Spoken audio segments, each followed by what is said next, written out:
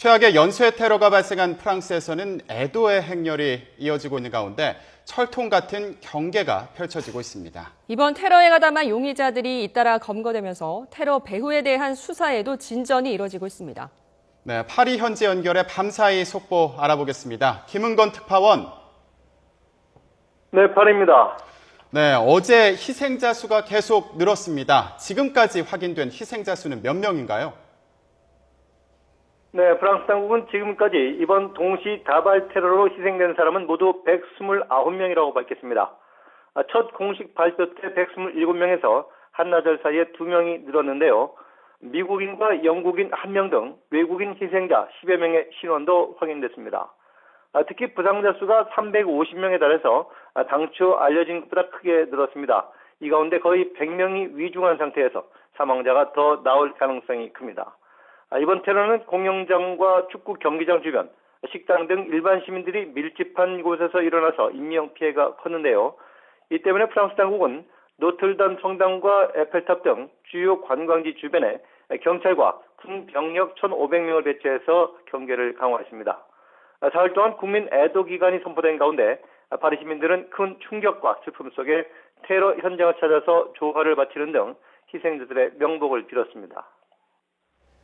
이번 테러 과정에서 테러범도 7명이 사망했는데 이에 대한 수사는 어떻게 진행되고 있습니까?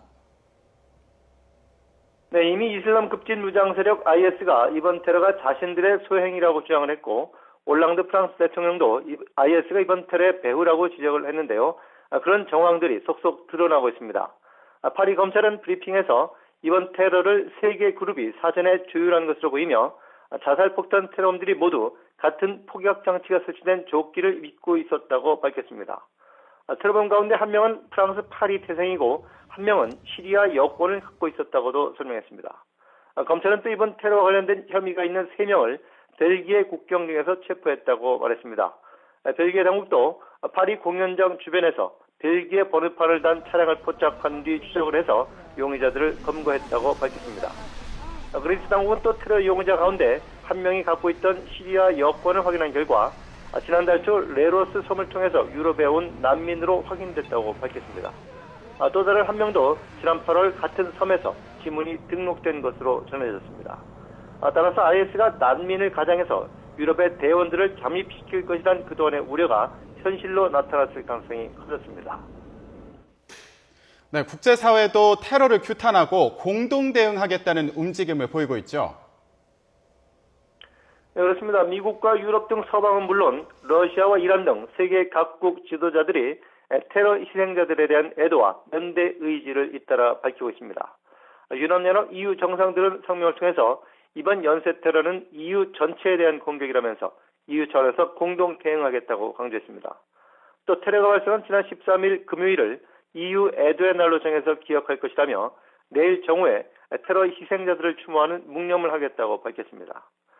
유럽 주요 국가 정상들과 오바마 미국 대통령은 오늘 터키에서 열리는 G20 정상회의에서 따로 만나서 IS의 대응책을 논의할 예정입니다.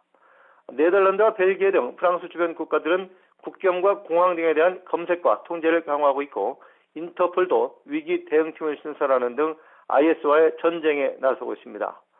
또 프랑스뿐 아니라 영국과 런던과 미국 뉴욕 등 세계 곳곳에서 희생자들을 추모하는 집회가 밤늦게까지 이어지고 있습니다.